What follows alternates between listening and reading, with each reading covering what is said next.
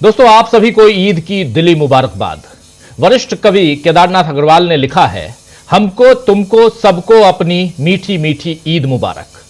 दोस्तों, सदियों से भारत में प्यार, मोहब्बत और भाईचारे के साथ ही ईद मनाई जाती रही है, लेकिन यह मोदी सरकार का दौर है जहां पुलिस के पहरे में ईद मनाई गई, ईदगाहों में नमाज पढ़ी गई और सब कुछ शांति से संपन्न होने के बाद बाकायदा पुलिस अधिकारियों के बयान आए कि कहीं कोई व्यवधान नहीं हुआ। गहराई से सोचें तो दुख होगा कि यह कैसा समाज बन गया है जहां त्योहार पर तनाव के बादल छाए रहे। और ज्यादा दुख इस बात का है कि इस तनाव को कम करने की जगह सरकार इसे बढ़ाने की दिशा में काम कर रही है।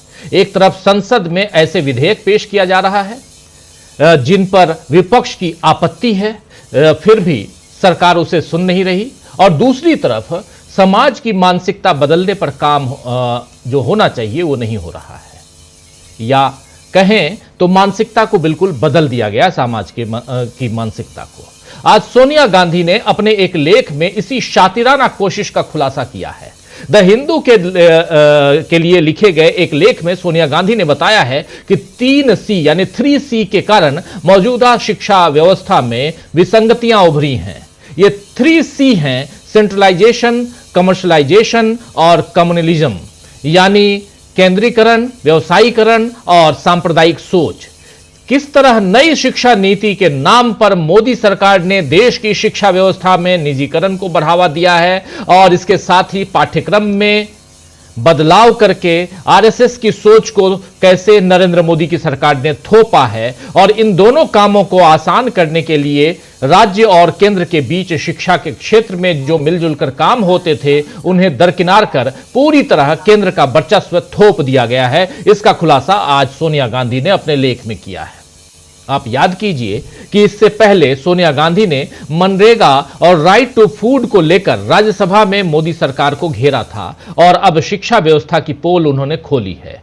इस समय जिस तरह एमके स्टालिन ने दक्षिण भारत में त्रिभाषा के मुद्दे पर मोदी सरकार पर सवाल उठाए हैं, और इसके साथ राहुल गांधी ने इंडिया ब्लॉक के छात्र संगठनों के प्रदर्शन में कहा था कि संघ की पसंद के लोग शिक्षा संस्थाओं में बढ़ते जा रहे हैं, इन सब से मोदी सरकार पहले ही दबाव में थी। अब सोनिया गांधी ने विपक्ष का दबाव सरकार पर और बढ़ा दिया है। इधर वक्फ संशोधन विधेयक को लेकर भी सरकार घिर गई है।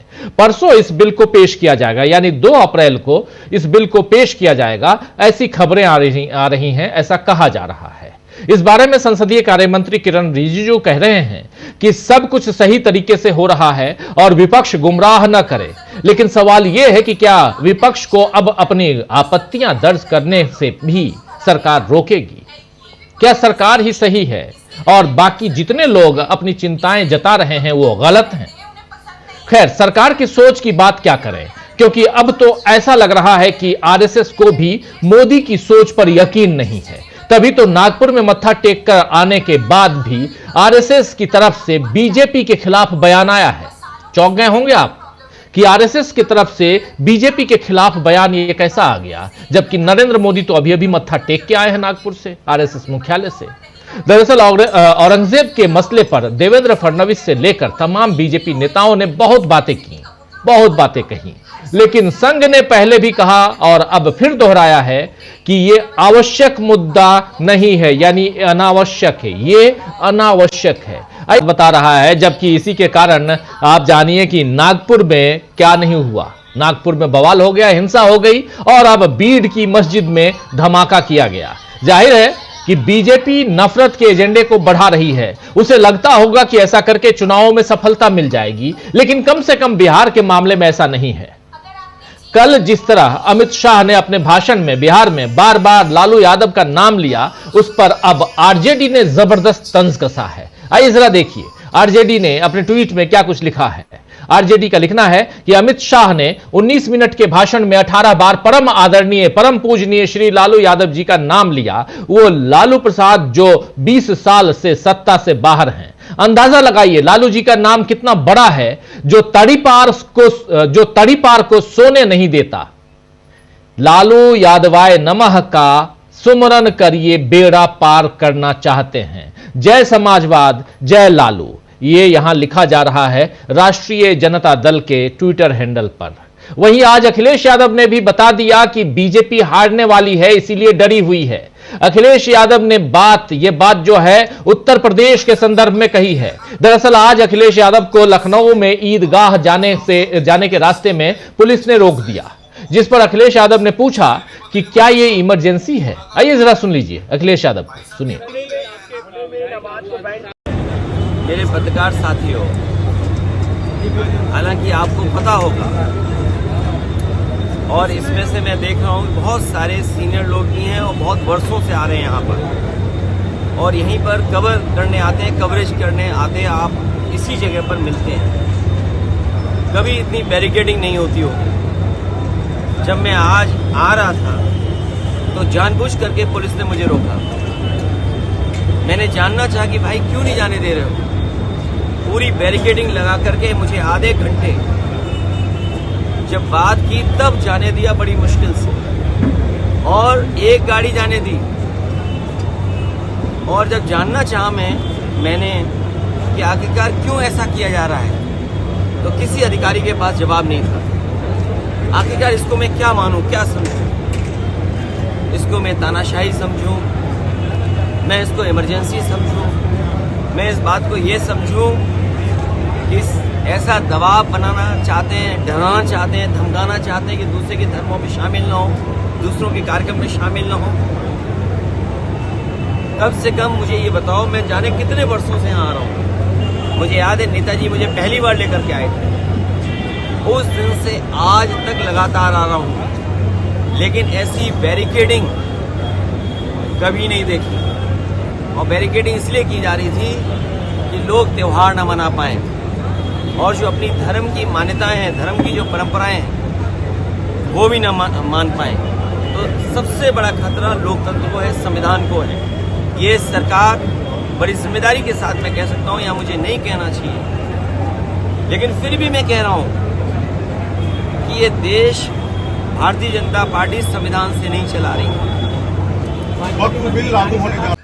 तो सुन रहे थे आप यहां अखिलेश यादव को। इसी के बाद अखिलेश यादव ने एक ट्वीट भी किया। उस ट्वीट में अखिलेश यादव ने जो कुछ लिखा है जरा वो भी देख लीजिए। अखिलेश यादव लिख रहे हैं कि जो हुक्मरान शिकस्त के डर से डरे हैं वो ही इंसानियत का रास्ता रोके खड़े हैं। जो हुक्मरान शिकस्त के डर से डरे हैं वो ही इंसानियत का रास्ता रोके खड़े हैं। यानी बीजेपी को हार का डर सता रहा है, क्योंकि बीजेपी समझ रही है कि अगर वक्फ संशोधन विधेयक पर विपक्ष के साथ साथ जेडीयू और टीडीपी भी खड़े हो जाएं तो फिर सरकार गिर जाएगी। आम आदमी पार्टी के सांसद संजय सिंह ने यही दावा भी किया है। उधर जयराम रमेश ने भी जेडीयू और टीडीपी से उनकी पॉलिटिक्स पूछ ली है कि जरा आप दोनों पार्टियां, जो दोनों दल, यह बता दें कि आपकी पॉलिटिक्स है क्या। इधर बिहार में भी बीजेपी घबरा रही है। अभी 7 अप्रैल को राहुल गांधी फिर से पटना पहुंचने वाले हैं। वहीं कन्हैया कुमार की पलायन रोको नौकरी दो यात्रा भी बिहार में निकल रही है। आरजेडी तो रोजाना बीजेपी और नीतीश पर हमले कर रही है। यानी इस समय बीजेपी के खिलाफ माहौल बना हुआ दिख रहा है। और ऐसे में मोदी सरकार पर सोनिया गांधी का ताजा प्रहार क्या बीजेपी को और कमजोर करेगा? यही सवाल यहां ढूंढने की कोशिश करेंगे। क्या सितंबर में रिटायर हो जाएंगे नरेंद्र मोदी? यह दावा किया है संजय राउत ने। संजय राउत के उस बाइट को भी आपको थोड़ी देर में हम दिखाते हैं कि संजय राउत ने कैसे दावा किया है कि सितंबर में रिटायर हो जाएंगे नरेंद्र मोदी। सोनिया गांधी का सरकार पर क्या है हमला, इन सब बातों को हम जानने समझने की कोशिश करते हैं। आइए हमारे साथ कुछ वरिष्ठ साथी जुड़े हुए हैं, उन सबसे आपका परिचय करवाता हूं और आगे बढ़ते। देखिए 4 वरिष्ठ साथी जुड़े हुए हैं। अमलेंदु उपाध्याय जी हैं, सुनील शुक्ला जी हैं, डॉक्टर राकेश पाठक जी हैं और डॉक्टर प्रकाश हिंदुस्तानी जी हैं। आप सभी का स्वागत इस्तकबाल है। स्वागत इस्तकबाल आप तमाम दोस्त साथी शुभचिंतक आप सबका, जो अब तक जुड़ चुके हैं उनका भी, जो जुड़ने वाले हैं उनका भी, आप सबको तहे दिल से ईद की मुबारकबाद। सीधे आना चाहता हूं डॉक्टर साहब राकेश पाठक जी आपके पास, और आपसे दो डॉक्टर साहब हैं इसलिए मैं फिर नाम लेके बोल रहा हूं। जी तो जी डॉक्टर साहब जरा आपसे समझना चाहता हूं। जी बिल्कुल डॉक्टर साहब, आपसे समझना चाहता हूं कि क्या यहां पर सोनिया गांधी से लेकर संजय राउत तक और उधर नागपुर में मत्था टेक के आने के बाद पीछे से जो कहते हैं ना, घोड़ा जो है वो दुलत्ती भी चलाता है, बहुत तगड़ा वाला। ये आरएसएस का मुझे लग रहा है कि आरएसएस के लोग पहले नरेंद्र मोदी के जाने से पहले भी औरंगजेब को कह रहे थे कि ये अनावश्यक विवाद है। नरेंद्र मोदी आ गए, उसके बाद फिर सुरेश भैया जी को आपने सुन लिया, कह रहे हैं अनावश्यक विवाद है। जब वहां थे और उस बीच ये आवश्यक विवाद हो गया था, तो आखिर समझ में नहीं आ रहा है कि आखिर रहें तो कहां रहें। बीजेपी के खिलाफ आखिर आरएसएस का ये रुख क्या कहता है, इस पर विश्लेषण होना चाहिए। हालांकि मेरा पर्सनल मानना है कि ये दोनों कभी भी अलग नहीं थे और न कभी अलग होंगे। दोनों बिल्कुल जुड़वा भाई की तरह हैं, जिनके सिर लगे हुए हैं एक दूसरे से, और दिमाग तो बिल्कुल लगा हुआ है। उसको जुदा करेंगे तो दोनों कट जाएंगे, मर जाएंगे, इसलिए जुदा नहीं होना चाहते। और डॉक्टर भी सलाह यही देता है कि जुदा मत हो। लेकिन सवाल यहां यही है कि आखिर आज की तारीख में औरंगजेब के मसले पे सुरेश भैया जी भी कह रहे हैं अनावश्यक विवाद क्यों।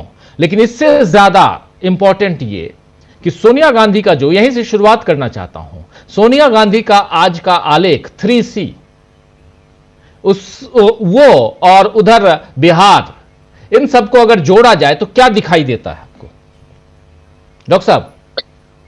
जी राजीव जी, सबसे पहले तो अहले हिंदुस्तान को डीवी लाइव के मार्फत ईद शांतिपूर्वक संपन्न होने के लिए मुबारकबाद। ईद की बहुत बहुत बधाई।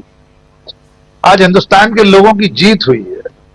जिस तरह से पिछले कुछ समय से, खास तौर से उत्तर प्रदेश जैसी जगहों से जो आवाजें उठ रही थी, छत पर नमाज अदा न करें, सड़क पर अदा करेंगे तो पासपोर्ट रद्द हो जाएगा, ड्राइविंग लाइसेंस खत्म कर दिया जाएगा, उस सब को आज देश के लोगों ने जवाब दे दिया है। हर तरफ से हर्षोल्लास के साथ पूरे देश ने ईद मनाई है। यानी आरएसएस, बीजेपी और उसके जो पिछलग्गू संगठन है, वो जो कोशिश कर रहे थे, आज वो कोशिश पूरी तरह से नाकाम रही है। जयपुर में लोगों ने, हिंदुओं ने फूल बरसाए हैं नमाजियों पर। कई जगह इस तरह की स्वागत सत्कार की खबरें और विजुअल्स आए। अब इसके पीछे जो राजनीति है उसको समझने की जरूरत है। यह सब जहां से हो रहा है, उत्तर प्रदेश से, वहां से लेकर नागपुर तक पिछले कुछ दिनों में जितनी हलचल हुई है, वो सारी हलचल नरेंद्र मोदी को लगातार असहज करने वाली। भले योगी आदित्यनाथ ताल ठोककर कट्टर हिंदुत्व का चेहरा बनने की कोशिश करें, यह नागपुर में दंगा हो जाए औरंगजेब के नाम पर, और संघ यह राग अलापने लगे कि यह मुद्दा जरूरी नहीं है, अप्रासंगिक है, नरेंद्र मोदी को आईना दिखाने के लिए पर्याप्त। और इसमें सोनिया गांधी, तेजस्वी यादव, राहुल गांधी, अखिलेश यादव, ये सारे लोग मेरे सुर मेरा तुम्हारा तो सुर बने हमारा, इस तरीके से चल पड़े। अखिलेश यादव बहुत साफ साफ कह रहे हैं, मैं इसे इमरजेंसी कहूं, तानाशाही कहूं, वे पूछ जरूर रहे हैं लेकिन बता ही रहे हैं देश को कि ये एक तरह से अघोषित आपातकाल है। सोनिया गांधी, राहुल गांधी लगातार जनहित के मुद्दों पर बात करते रहे हैं। सोनिया गांधी का आज का आलेख भी उसी दिशा में एक कदम है। लेकिन इस सब में सबसे महत्वपूर्ण है नागपुर में नरेंद्र मोदी की हाजिरी और उसके बाद संघ का बयान। एक तो उस बैठक के बाद तमाम उन्होंने कसीदे काढ़े हैं, विजिटर बुक में लिखा है, डॉक्टर हेडगेवार को याद किया, गुरु जी को याद किया, ऊर्जा पुंज कहा, सब कुछ कहा है। इसके बाद भी संघ के तेवर ढीले होते नहीं दिखाई दे रहे। आपने बिल्कुल ठीक कहा है, मैं भी हमेशा यही कहता हूं, ये सब एक हैं। वो जो मैं हर बार डॉक्टर अख्तर नजमी का शेर दोहराता हूं कि हर एक काम सलीके से बांट रखा है, ये लोग आग लगाएंगे, ये हवा देंगे। तो संघ और उसके आनुषंगिक संगठनों में सब काम बटा हुआ है। सबको मालूम है, भैया जी जोशी कहेंगे कि औरंगजेब का मामला अप्रासंगिक है, गैर जरूरी है, लेकिन इसको अनसुना करके बाकी के पूरे तंत्र को अपना काम करते रहना है। ये तो पहले भी कह चुके हैं ना संघ के एक पदाधिकारी, किसने सुना? उनके उस बयान के बाद तो दिल्ली में अकबर रोड पर जो साइन बोर्ड लगा था, साइनेज था, उसे पोत दिया गया है। इसकी मांग शुरू हो गई है अकबर का नाम हटाया जाए। अब इन लोगों को कौन ये बताए कि अकबर ने जब सत्ता संभाली थी तो उसने सबसे पहले भगवान राम के नाम का सिक्का जारी किया था। अब इनके व्हाट्सएप विश्वविद्यालय से तो ये सारी जानकारियां इन तक पहुंचेगी नहीं, इसलिए हमें बताना पड़ता है कि भैया जी जोशी भले कुछ कहें, औरंगजेब के बाद जल्द ही अकबर के नाम पर भी राजनीति चमकाने की कोशिश बीजेपी और उसके समर्थक करने वाले। लेकिन नरेंद्र मोदी को क्या सचमुच में राहत मिली है नागपुर जाने से? क्या वहां से वे कोई ऐसा टॉनिक लेकर आए जिसके बाद वे दोबारा ताकत से वैसे ही अवतारी स्वरूप में हमारे सामने होंगे? क्या राष्ट्रीय अध्यक्ष के नाम पर कोई सहमति बनी है? क्या मोहन भागवत ने 75 साल के फॉर्मूले की उन्हें याद दिलाई है? क्या उन्हें याद दिलाया गया है कि सितंबर में 75 साल के आप होने वाले महानुभाव? तो ये कई सवाल हैं जिनके जवाब थोड़े दिनों में मिलेंगे। लेकिन इस बीच में उससे भी बड़ा मामला आने वाला है वक्फ बिल का। वो नरेंद्र मोदी के लिए करो या मरो साबित हो सकता है, क्योंकि चंद्रबाबू नायडू ने कह दिया है कि हम मुसलमानों के साथ हैं। हमेशा से उनकी पार्टी और वे वक्फ की संपत्तियों को लेकर मुसलमानों के हक में खड़े। जी। नीतीश कुमार पर भी वो दबाव है, लेकिन नीतीश कुमार कमोबेश नायडू की तुलना में कमजोर पड़ते हुए दिखाई दे रहे हैं। कुछ उनका स्वास्थ्य भी साथ नहीं दे रहा है, उनके संगी साथी भी साथ छोड़ रहे हैं। बहुत ज्यादा समय नहीं लगेगा कि नीतीश कुमार के सांसद और विधायक मोदी की गोद में या बीजेपी की गोद में बैठे दिखाई दें। लेकिन चंद्रबाबू नायडू के साथ बीजेपी अभी ये करने की स्थिति में नहीं है। चंद्रबाबू नायडू अपने राज्य में बहुत ताकतवर है, इसलिए मुझे लग रहा है पिछले 7-8 दिनों में जो कुछ हुआ है वो मोदी के लिए परेशानी का सबब है। और उसमें सबसे महत्वपूर्ण अभी जो दो नतीजे सामने आने हैं, एक तो बीजेपी के राष्ट्रीय अध्यक्ष का जब नाम सामने आएगा तब समझ में आएगा कि असल में नागपुर में हुआ क्या था मोदी और भागवत की मुलाकात में। दूसरा, जैसा कि आपने कहा कि 2 अप्रैल को जब बिल आने वाला है तब सदन में ये पार्टियां क्या रुख अख्तियार करती हैं। क्या ये बिल फिर ठंडे बस्ते में चला जाएगा? क्या इस सत्र के चलते तक फिर इस पर कोई चर्चा नहीं होगी, या सचमुच में अगर वो पारित हो जाता है तो इन दोनों पार्टियों के लिए बहुत मुश्किल होगी अपने मतदाताओं, अपने वोट बैंक को जवाब देना। तो अभी कई दिन और अभी इस तरह की संभावनाओं पर बात होती रहेगी राजीव जी। बिल्कुल बिल्कुल। वक्फ बिल बहुत इंपॉर्टेंट है, इस पर चर्चा जितनी की जाए वो कम है। और आज किरण रिजिजू साफ साफ कह रहे हैं कि विपक्ष गुमराह न करे। क्या विपक्ष गुमराह कर रहा है?